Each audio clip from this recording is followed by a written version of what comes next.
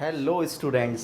तो प्यारे बच्चों, आज seventh we are doing chapter 4 simple equations and in exercise 4.1 we have learned so many things, that what is an equation, how to set up, how to write the mathematical statement into an equation, how to convert a given equation into mathematical statement। तो प्यारे बच्चों, अब हम पहुंच गए हैं exercise 4.2 पर। और एक्सरसाइज 4.2 में हम किसी सिंपल इक्वेशन को सॉल्व करना सीखेंगे। तो थोड़ा सा इसका बेसिक सीख लें पहले, उसके बाद में शुरू करेंगे एक्सरसाइज 4.2। तो solving an equation, solving an equation. प्यारे बच्चों, किसी इक्वेशन को सॉल्व कैसे करते हैं? Very easy. दुनिया की आपको कोई भी इक्वेशन दी जाए, कोई भी any equation you can take, like x + 5 = 10। Suppose ये मैंने एक इक्वेशन ले ली, x + 5 = 10, और ये सिंपल इक्वेशन है, मतलब लीनियर इक्वेशन है। और ये मैं इसको इक्वेशन क्यों कह रहा हूँ बच्चों? क्योंकि इसमें लेफ्ट हैंड साइड भी है, राइट हैंड साइड भी है, दोनों के बीच में इक्वलिटी का भी साइन है। तो डेफिनेशन भी यही होती है, an equation which has equality sign is called equation. Also in equation left hand side always equal to right hand side. अब बच्चों देखिए, इसको सॉल्व करने का तरीका क्या है? एक तरीका तो है इसका बाय ट्रांसपोजिशन मेथड। तो ट्रांसपोजिशन मेथड में क्या होता है कि एक नंबर को ट्रांसपोज कर देते हैं दूसरी साइड, और उसका साइन चेंज हो जाता है और वेरिएबल की वैल्यू आ जाती है। ठीक है, तो ये हम पढ़ेंगे अगली एक्सरसाइज में, मतलब 4.3 में। लेकिन 4.2 में जो हमें पढ़ना है वो हमें पढ़ना है solution of a equation by general rules, तो जनरल रूल्स क्या होते हैं बच्चों? तो जनरल रूल्स बेसिकली 4 होते हैं। क्या जनरल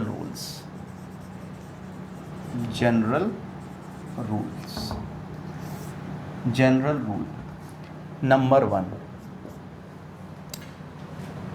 फर्स्ट रूल हमसे क्या कहता है? तो फर्स्ट रूल हमसे कहता है, if we add the same number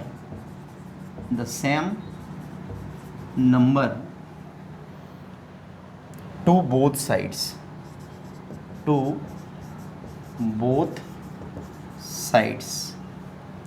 the equality, both sides of an equality, then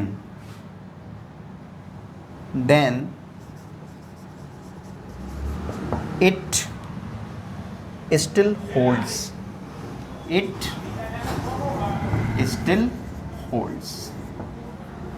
प्यारे बच्चों, क्या मतलब हुआ इसको? इस बात का क्या मतलब हुआ, समझने की कोशिश करते हैं। मैंने लिखा, if we add the same number to the both sides of an equality. यदि किसी इक्वेशन में इक्वलिटी के दोनों तरफ किसी सेम नंबर को ऐड कर दिया जाए तो उस इक्वलिटी के ऊपर कोई इफ़ेक्ट नहीं पड़ता। फॉर एग्ज़ाम्पल, अगर x + 5 = 10 लिखा हुआ है और मैं यहाँ पे लिख दूँ कि ऑन एडिंग, सपोज़ मैं इसको 5 ले लेता हूँ। अगर मैं इस इक्वेशन में क्या करूं, 5 ऐड कर दूं, on adding 5 to both sides, on adding 5 to both sides, तो क्या होगा बच्चों? देखिए, तो आप क्या करेंगे, x - 5 ये लेफ्ट हैंड साइड, इसमें आपने 5 ऐड कर दिया, ये राइट हैंड साइड, और आपने इसमें भी 5 ऐड कर दिया। ऐसा करने से क्या इक्वलिटी बदल गई? नहीं, इक्वलिटी पे कोई इफ़ेक्ट नहीं पड़ेगा बच्चों। ऐसा करने से ये हुआ कि 5 से 5 कैंसिल आउट हो गया और x इक्वल टू 10 और 5 15 और ये हमारा आंसर आ गया बच्चों। अंडरस्टूड। तो ये इसको बोलते हैं जनरल रूल। तो ये फर्स्ट पार्ट था। अब सेकंड पार्ट को देखें। If we subtract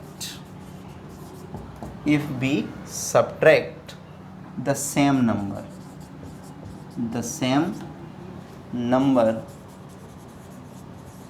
from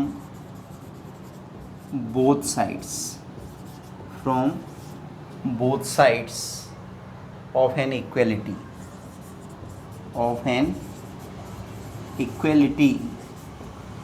then it still holds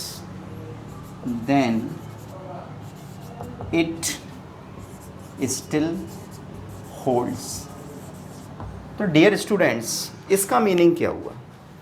इसका मीनिंग ये हुआ बच्चों कि यदि हम इक्वलिटी के दोनों तरफ या दोनों लेफ्ट हैंड साइड और राइट हैंड साइड दोनों में से किसी सेम नंबर को माइनस कर दें, यानी लेफ्ट हैंड साइड और राइट हैंड साइड में से किसी सेम नंबर को सब्ट्रैक्ट कर दें, तो इक्वलिटी पर कोई इफ़ेक्ट नहीं पड़ता। सपोज़ तो मैंने एग्ज़ाम्पल ले लिया x + 5 = 10। अब बच्चों अगर मैं यहाँ पे लिखूँ ऑन सब्ट्रैक्टिंग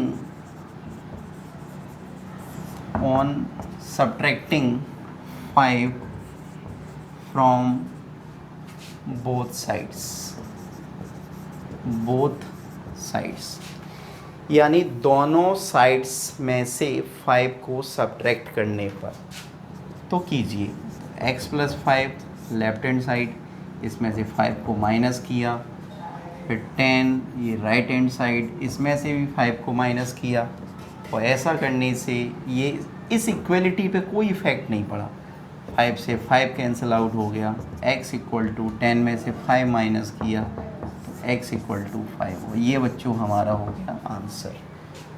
तो ये सेकंड रूल था।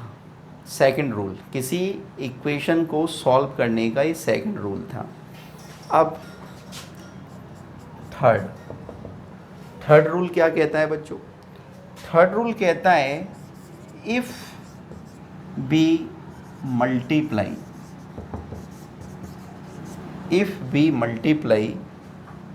the same number to both sides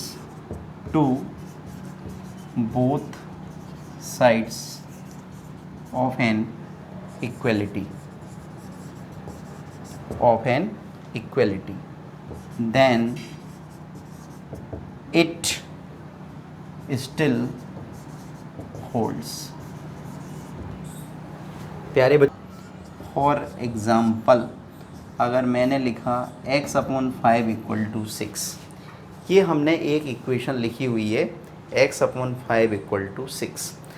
अगर मैं इस इक्वेशन की दोनों साइड में सेम नंबर 5 से मल्टीप्लाई कर दूं, तो मैं लिखता हूँ कि on multiplying both sides by 5, on multiplying both sides by 5, or also we can write both sides multiplied by 5, एक ही बात है।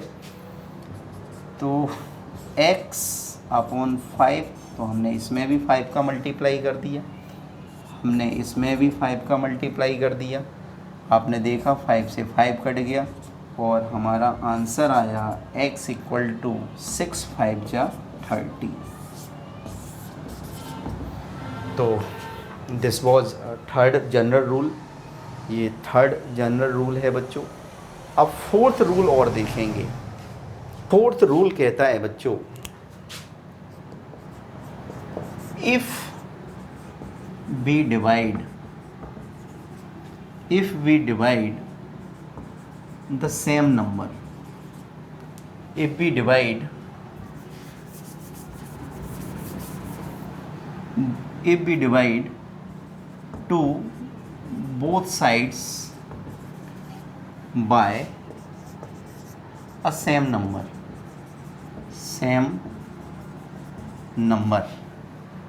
of an equality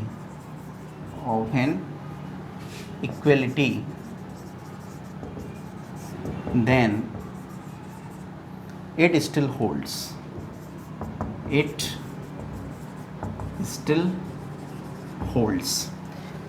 प्यारे बच्चों, इसका मीनिंग ये हुआ कि यदि किसी इक्वेशन की दोनों साइड्स को किसी सेम नंबर से डिवाइड कर दिया जाए तो उसकी इक्वलिटी पर कोई इफ़ेक्ट नहीं पड़ता. For example 5x = 10. Very easy. x में 5 का मल्टीप्लाई हो रहा है तो हम इसका डिवाइड कर देते हैं. तो on dividing both sides by 5, तो दोनों साइड को 5 से डिवाइड कर दीजिए.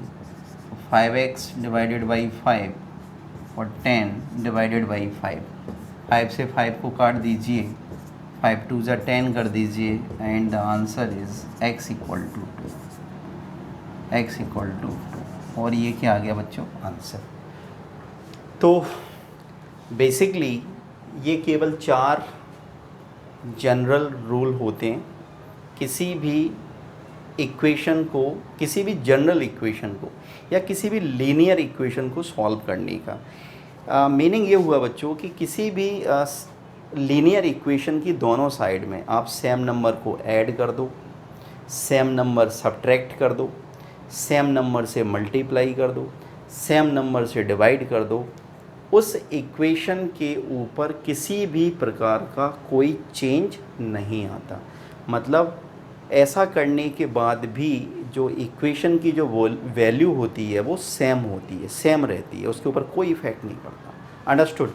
सो this was introduction of exercise 4.2 basic rule और general rule to solve any equation. अब बच्चों हम करेंगे exercise 4.2. Till then pause the video to note it down. Question number 1. तो फर्स्ट क्वेश्चन है बच्चों, give first the step you will use to separate the variable and then solve the equation. आपको step लिखनी है कि variable को separate करने के लिए आपने क्या किया. Give first the step you will use to separate the variable then solve the equation. यानी किसी इक्वेशन को हमें सॉल्व तो करना है, लेकिन पहले हमें स्टेप लिखनी है कि आपने वेरिएबल को सेपरेट कैसे किया. तो देखिए ए पार्ट है इसमें x - 1 = 0. x - 1 = 0. तो इट्स वेरी इजी बच्चों. बताइए क्या करना है हमें इसमें x की वैल्यू लिखनी है. तो हमारी पहली स्टेप क्या होगी बताइए. हमारी पहली स्टेप क्या होगी? अभी हमने आपको जनरल रूल बताया था. जनरल रूल में हमने आपको बताया था कि सेम नंबर से आप किसी सेम नंबर को किसी इक्वेशन में ऐड कर सकते हैं, आप किसी सेम नंबर को किसी इक्वेशन में सब्ट्रैक्ट कर सकते हैं, किसी सेम नंबर से मल्टीप्लाई कर सकते हैं, सेम नंबर से डिवाइड कर सकते हैं और इक्वेशन के ऊपर इसका कोई इफ़ेक्ट नहीं पड़ता. तो प्यारे बच्चों आप ये देखिए कि x वेरिएबल है, इसमें 1 माइनस हो रहा है. तो प्यारे बच्चों इस वेरिएबल को सेपरेट करने के लिए हमें दोनों तरफ, जब ये माइनस हो रहा है तो इसी नंबर को दोनों तरफ प्लस कर दो. तो आप लिखेंगे on adding 1 to both sides. On adding 1 to both sides. तो क्या होगा बच्चों? तो x - 1 ये लेफ़्ट हैंड साइड है, इसमें 1 को मैंने ऐड कर दिया. ये राइट हैंड साइड है तो इसमें भी मैंने 1 को ऐड कर दिया. भाई ऐड तो दोनों तरफ करेंगे ना. तो इससे क्या फ़ायदा हुआ? तो इससे ये फ़ायदा हुआ कि 1 से 1 कैंसिल हो गया और x = कितना आ गया? 1. This is the answer. समझ में आया बच्चों? तो इट इज़ वेरी इजी। ऐसे ही नेक्स्ट क्वेश्चन है, तो सारे क्वेश्चन एक ही जैसे हैं। सपोज बी देखिए, बी में लिखा है x+1 = 0। तो इसे हमें सॉल्व करना है। तो इसे सॉल्व करने के लिए वेरिएबल को कैसे सेपरेट करेंगे, आप देखें। वेरिएबल में 1 प्लस हो रहा है, वेरिएबल में 1 प्लस हो रहा है और मुझे इस 1 को हटाना है, मुझे वेरिएबल को सेपरेट करना है। तो +1 हो रहा है तो दोनों तरफ आप -1 कर दो। तो लिखो ऑन सब्ट्रैक्टिंग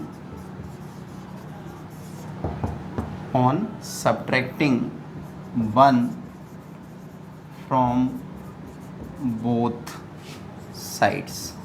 तो दोनों तरफ से आप 1 को माइनस कर दो।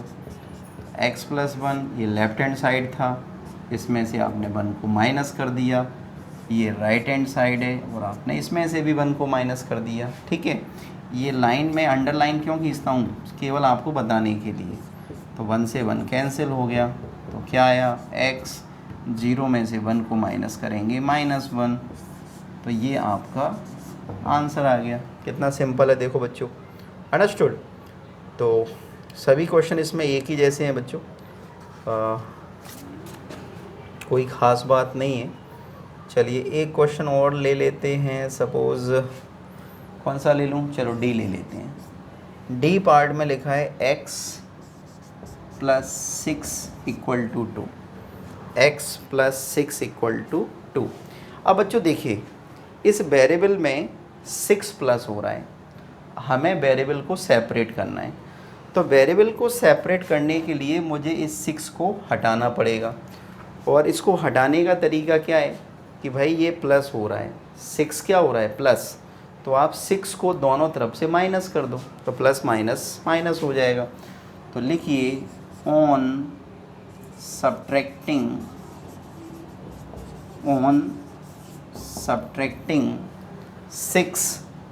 six from both sides।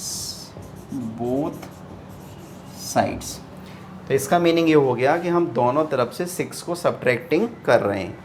तो करो, तो x+6, इसमें से मैंने 6 को सब्ट्रैक्ट कर दिया और ये 2, और मैंने इसमें से भी सब्ट्रैक्ट कर दिया। तो ऐसा करने से क्या फ़ायदा हुआ, 6 से 6 कट गया तो x बचा, मतलब x कैसा हो गया, सेपरेट हो गया, मतलब वेरिएबल सेपरेट हो गया।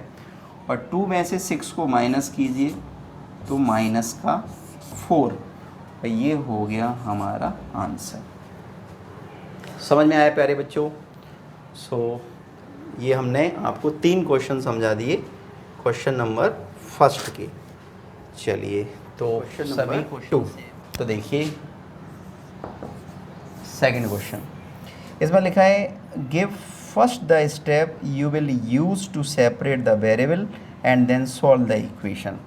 तो इसमें भी सेम हमें इक्वेशन को सॉल्व करना है, लेकिन वेरिएबल को सेपरेट करने के लिए हमने क्या स्टेप यूज़ की, पहले हमें वो लिखना है। तो वेरी इजी, देखिए सेकंड का ए पार्ट, 3l = 42। अब मुझे इसको सॉल्व करना है, मतलब मुझे इस वेरिएबल l की वैल्यू कैलकुलेट करनी है। तो वेरी इजी, आप ये देखो कि इस l में किसका मल्टीप्लाई हो रहा है, 3 का। तो इस मल्टीप्लाई, इस 3 को काटने के लिए आपको क्या करना पड़ेगा, इस 3 को हटाने के लिए, मतलब इस वेरिएबल को इस 3 से सेपरेट करने के लिए आपको क्या करना पड़ेगा। जब ये मल्टीप्लाई हो रहा है 3 का, तो दोनों तरफ आप 3 का डिवाइड कर दो। तो लिखिए on dividing both sides by 3, on dividing both sides by 3। तो देखिए क्या हो जाएगा, तो 3l divided by 3, 42 divided by 3। तो इक्वेशन अभी भी वही रहेगी। तो 3 से 3 कट गया, 3 से इसको काट दीजिए, 3 बन जा 3, 1 बचा, 3 4 जा 12।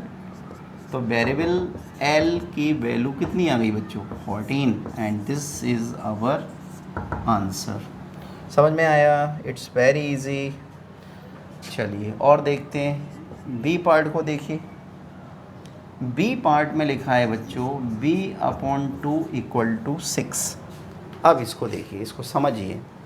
देखो, हमें इस वेरिएबल b को सेपरेट करना है। तो अभी इस वेरिएबल में किसका डिवाइड हो रहा है? 2 का। वेरिएबल में 2 का डिवाइड हो रहा है। तो अगर मैं दोनों साइड 2 का मल्टीप्लाई कर दूं, भाई डिवाइड हो रहा है ना, तो दोनों तरफ आप 2 का मल्टीप्लाई कर दो। इक्वेशन पे तो कोई इफेक्ट नहीं पड़ेगा ना। तो on multiplying both sides by 2, तो मैंने क्या लिखा? दोनों साइड 2 का मल्टीप्लाई करने पर। तो करो भाई, तो 2 मल्टीप्लाई b/2 और 2 मल्टीप्लाई 6, 2 से 2 कट गया, तो b इक्वल टू 2 6 12, और ये हो गया हमारा आंसर। देखो कितना इजी था प्यारे बच्चों। किसी इक्वेशन को सॉल्व करना by using general rules, it is very easy. Okay, चलिए, तो ये बी पार्ट हो गया। वन मोर क्वेश्चन ले लेते हैं। तो वन मोर क्वेश्चन है, सपोज ले लिया हमने एफ वाला ले लिया क्वेश्चन। एफ में लिखा हुआ है z/3 इक्वल टू 5/4। देखिए बच्चों, तो ये भी एक इक्वेशन है, इसे हमें सॉल्व करना है। इसको हमें सबसे पहले तो सेपरेट करना है वेरिएबल को। तो आप खुद से सोचो, वेरिएबल क्या है? z में किसका डिवाइड हो रहा है? 3 का। तो मुझे इस वेरिएबल को सेपरेट करना है, मतलब मुझे इस 3 को हटाना है। तो वेरिएबल में 3 का डिवाइड हो रहा है, तो डिवाइड को हटाने के लिए आपको उस नंबर से मल्टीप्लाई करना पड़ेगा। तो आप लिख दो क्या कि on multiplying both sides by 3, यानी दोनों साइड्स को 3 से मल्टीप्लाई करने पर कर दो। तो 3 मल्टीप्लाई z/3, 5/4 मल्टीप्लाई 3 से 3 मैंने काट दिया। तो आंसर कितना आया? z equal to 5 3 15/4, and this is our answer. समझ में आया बच्चों? तो this is very easy. Okay, तो 3 क्वेश्चंस हमने आपको बता दिए कि जो क्वेश्चन हम आपके लिए छोड़ रहे हैं उसे आपको करना है। तो अब देखिए क्वेश्चन नंबर 3। तो it is also very simple. इसमें लिखा है give the steps you will use to separate the variable and then solve the equation. इसमें भी हमें सेम वही करना है। वेरिएबल को सेपरेट करने के लिए पहले स्टेप्स लिखनी है और उसके बाद इक्वेशन को सॉल्व करना है। तो देखते हैं फर्स्ट पार्ट।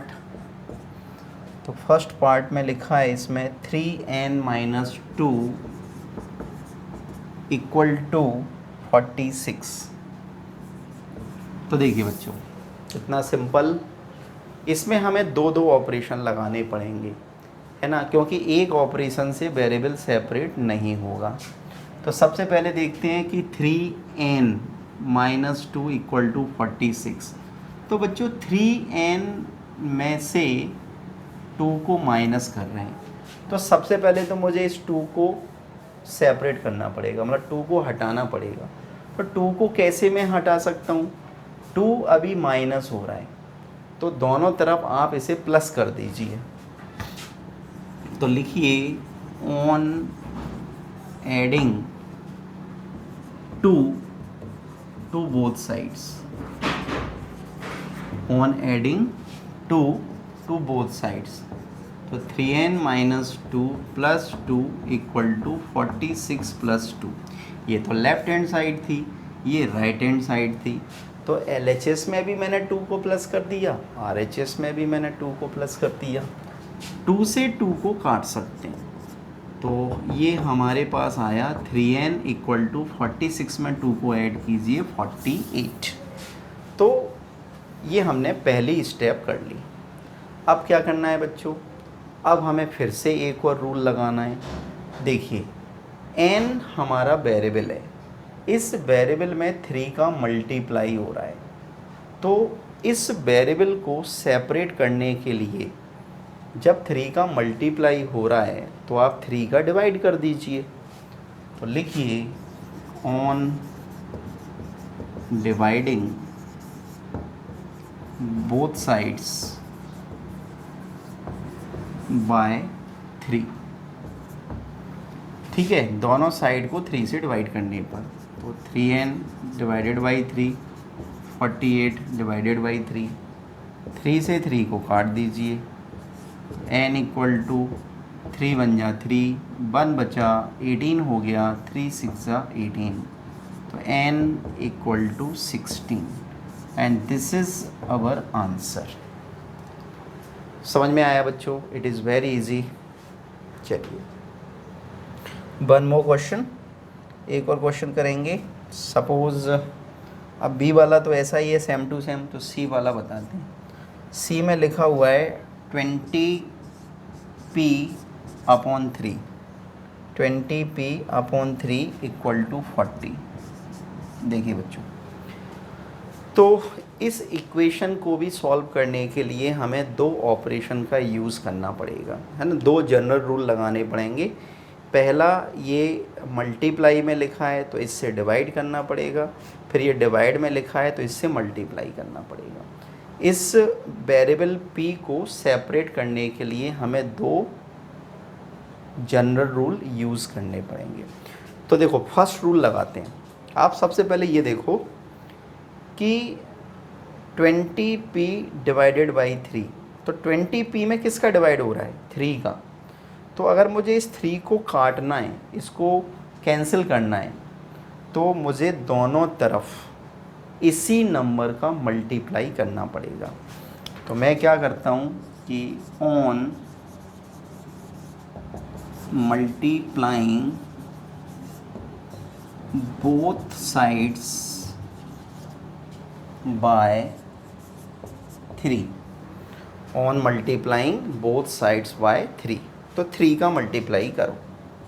तो देखिए 20p अपॉन 3, अब इसको मैंने 3 से मल्टीप्लाई कर दिया और मुझे 40 को भी 3 से मल्टीप्लाई करना पड़ेगा। तो 3 से 3 मैंने काट दिया। ठीक है बच्चों, तो 3 से 3 कैंसिल करने के बाद हमारे पास में बचा 20p, 43 जा 120, ये आ गया बच्चों। अब एक स्टेप और लगानी पड़ेगी, और वो स्टेप क्या है? ये देखिए p में किसका मल्टीप्लाई हो रहा है? 20 का। तो आप दोनों तरफ 20 का डिवाइड कर दो। तो on dividing both sides by 20, तो क्या होगा? 20p upon 20 equal to 120 upon 20। तो 20 से 20 काट सकते हैं, 1 0 से 1 0 काट सकते हैं, और 2 1 जा 2, 2 6 जा 12। तो वेरिएबल हो गया सेपरेट इक्वल टू 6, और ये हो गया हमारा आंसर। समझ में आया बच्चों? तो इट इज़ वेरी इजी। तो ये कौन सा था? सी पार्ट था। ठीक है, तो इसका जो डी पार्ट है वो अब आप कर लेंगे। तो क्या है, देखिए क्वेश्चन नंबर 4 बच्चों, इसमें लिखा है सॉल्व द फॉलोइंग इक्वेशंस। अब उन्होंने ये नहीं बोला कि first you write the step to separate the variable. अब वेरिएबल को सेपरेट करने के लिए उन्होंने कुछ नहीं बोला, क्योंकि क्वेश्चन नंबर 1 2 3 हमने सीख लिए और हम समझ गए कि वेरिएबल को सेपरेट कैसे करते हैं। ठीक है, तो क्वेश्चन नंबर 4 में उन्होंने डायरेक्ट लिखा है सॉल्व द फॉलोइंग इक्वेशन। तो वेरी इजी, देखिए तो first 10p equal to 100, 10p equal to 100, तो वेरी इजी। आप देख रहे हैं यहाँ पे कि वेरिएबल में किसका मल्टीप्लाई हो रहा है, 10 का। तो इस वेरिएबल को इस 10 से सेपरेट करने के लिए आप इसका डिवाइड कर दीजिए, ठीक है। तो on dividing both sides by 10, तो दोनों साइड को 10 से डिवाइड कर दीजिए। तो 10p upon 10 equal to 100 upon 10, 10 से 10 कट गया, एक जीरो से एक जीरो कट गई, तो p इक्वल टू कितना आया बच्चों, 10, और ये हमारा आंसर हो गया, सिंपल। चलिए आगे बढ़ते हैं बच्चों। देखिए ऐसे ही b वाला क्वेश्चन है, इसमें लिखा है 10p plus 10 equal to 100, 10p plus 10 equal to 100, तो it is also very simple. इसमें दो ऑपरेशन लगाने पड़ेंगे आपको, क्योंकि आपको इसमें वेरिएबल को सेपरेट करने के लिए दो दो चीज़ें दे रखी हैं। देखो पहले तो 10p में 10 प्लस हो रहा है, तो पहले तो आप इस 10 को सब्ट्रैक्टिंग करके इसको हटाएंगे, फिर उसके बाद p में 10 का मल्टीप्लाई हो रहा है, तो इसको हटाने के लिए आप दोनों तरफ 10 का डिवाइड करेंगे, ठीक है। तो चलिए सबसे पहले प्लस 10 है तो दोनों तरफ माइनस 10 करते हैं, तो लिखते हैं ऑन सब्ट्रैक्टिंग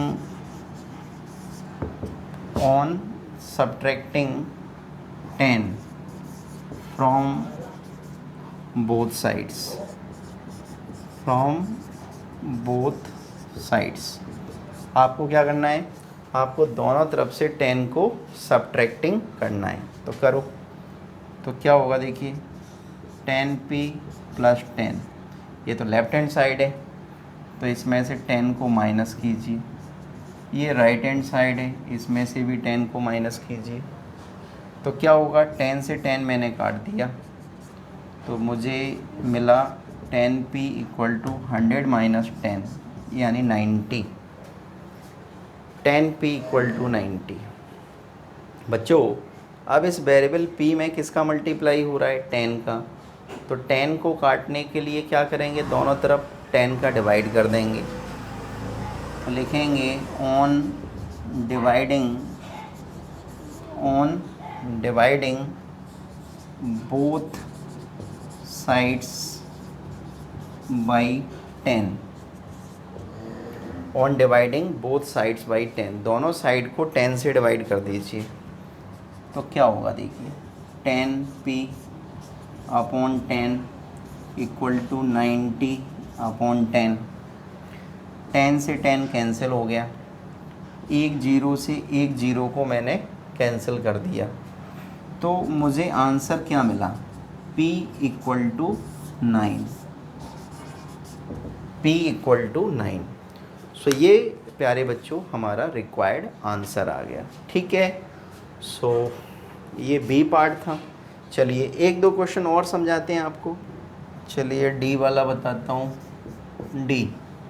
डी में लिखा है -p अपॉन 3 इक्वल टू 5, तो वैसे तो कोई ख़ास क्वेश्चन नहीं है बट फिर भी बता रहे हैं। देखिए इसमें लिखा है -p अपॉन 3 इक्वल टू 5। अब हमें इसमें एक ही ऑपरेशन लगाना पड़ेगा। इस वेरिएबल को, ये वेरिएबल -p मतलब इस वेरिएबल -p में किसका डिवाइड हो रहा है, 3 का, और इस माइनस साइन को अगर आप नीचे कंसीडर कर लो, यानी अगर आप इसको यहाँ से हटा के अगर आप इसको ऐसे लिख लो, देखो p अपॉन -3 इक्वल टू 5, अगर ऐसे लिख लो तो भी कोई फ़र्क नहीं पड़ता, अभी भी बात तो एक ही है, ठीक है। तो अब क्या करें, अब आप इस वेरिएबल p में किसका डिवाइड हो रहा है, -3 का, तो दोनों तरफ आप इसका मल्टीप्लाई कर दो। तो on multiplying on multiplying both sides by -3। तो दोनों तरफ आपको -3 का मल्टीप्लाई करना है। करो तो p अपॉन -3 मल्टीप्लाई -3 5 मल्टीप्लाई -3, तो -3 से -3 कैंसिल हो गया, तो p equal to plus minus minus 5 3 ज़ा 15, तो ये हो गया complete. Required value of p equal to -15, ये आंसर आ गया। ठीक है बच्चों, समझ में आया? चलिए एक लास्ट क्वेश्चन और समझाते हैं आपको। चलो l ले लेते हैं। l में लिखा है 2q प्लस 6 इक्वल टू 12। ठीक है बच्चों, अब 2q प्लस 6 इक्वल टू 12, इसमें हमें दो ऑपरेशन लगाने पड़ेंगे, याद रखना, वेरी इजी। इस वेरिएबल q को सेपरेट करने के लिए आप ये देखो, सबसे पहले तो इसमें 6 प्लस हो रहा है, तो 6 प्लस हो रहा है तो आप इसको दोनों तरफ से माइनस कर दो। तो लिखो ऑन सब्ट्रैक्टिंग 6 फ्रॉम बोथ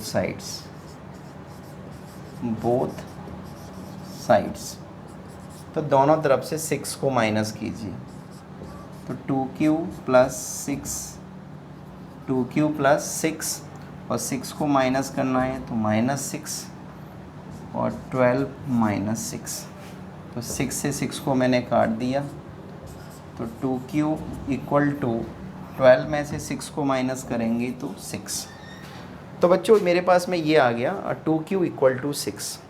अब आप देख रहे हैं कि अगर आपको q को सेपरेट करना है तो q में किसका मल्टीप्लाई हो रहा है? 2 का, तो 2 का मल्टीप्लाई हो रहा है तो 2 का डिवाइड कर दो दोनों तरफ। तो मैं लिखता हूँ on dividing both sides by 2, तो दोनों साइड्स को हम 2 से डिवाइड कर रहे हैं। देखिए 2q इक्वल टू 6, 2 से डिवाइड करना है तो 2 से डिवाइड मैंने कर दिया दोनों तरफ, तो 2 से 2 कैंसिल हो गया और 2 बन जा 2, 2 3 जा 6, तो मेरे पास आया q इक्वल टू 3, और यही रिक्वायर्ड वैल्यू है ना, hence the required value of q equal to 3। So dear students, we have completed exercise 4.2. Some questions I have done for you, some question I have left for you. तो definitely हमने कुछ questions कराए हैं और जो similar question हैं उन्हें हमने आपके लिए छोड़ दिया है। तो you will try to solve these questions, ठीक है। और उसके बावजूद भी अगर आपको नहीं आते हैं तो आप हमें ज़रूर बताइए, then I will definitely make the separate video for particular those questions. Okay, चलिए तो take care, goodbye.